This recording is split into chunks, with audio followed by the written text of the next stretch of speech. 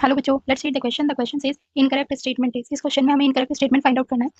Option A, systematic takes into account evolutionary relationship between organisms, plus characterization is a process in which the organism which is to be studied is described for all its morphological and other characteristics.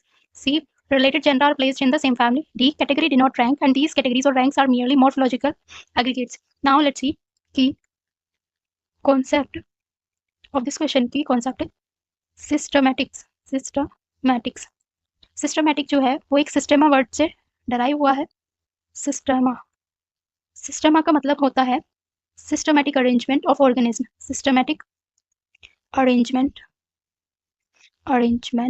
Of organism. इसका मतलब है कि systematic way में organisms को arrange करना, उसे systematics बोलते हैं. लाइक अगर हमें किसी ऑर्गेनिज्म को क्लासीफाई करना है तो हम पहले क्या करेंगे, कैरेक्टराइजेशन करेंगे, उसके मॉर्फोलॉजिकल कैरेक्टर्स को देखेंगे.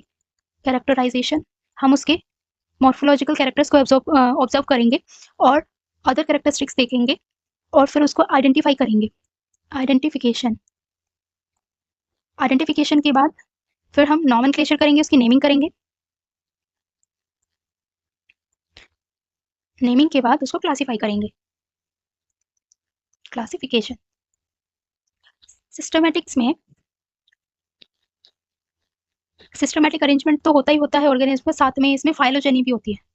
फाइलोजेनी मीन्स इवोल्यूशनरी रिलेशनशिप के बारे में भी स्टडी करते हैं कि ऑर्गेनिज्म के बीच में क्या इवोल्यूशनरी रिलेशनशिप है और ये एक दूसरे से कैसे रिलेट करते हैं, उसकी भी स्टडी करते हैं सिस्टमैटिक्स में. Now come to the question.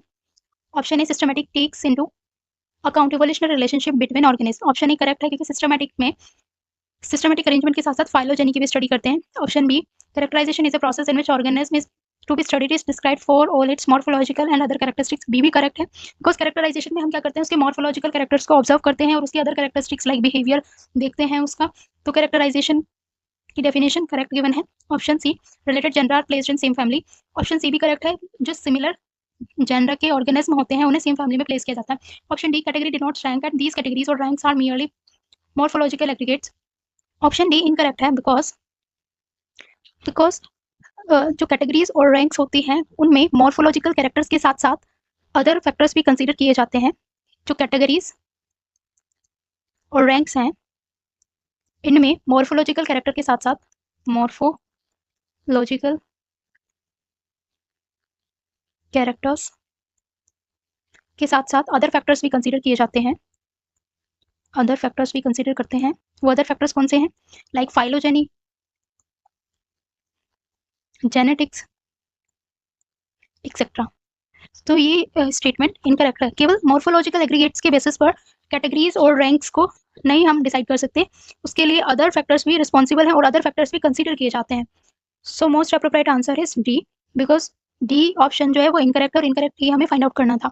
So here final answer is D. I hope you understood it well. Best of luck.